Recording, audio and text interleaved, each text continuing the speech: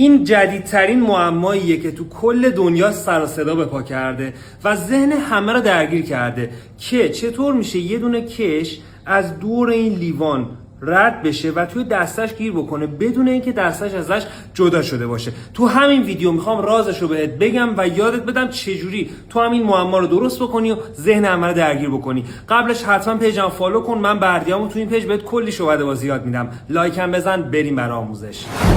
رازش از چیزی که فکرشو میکنی ساده تره. فقط کافیه یه دونه کش داشته باشی با یه دونه ماگ. کشتو میذاری وسط دسته، نصفشو نگه میداری، نصف بقیه‌شو از این طرف میکشی میندازی لبه بالایی لیوان.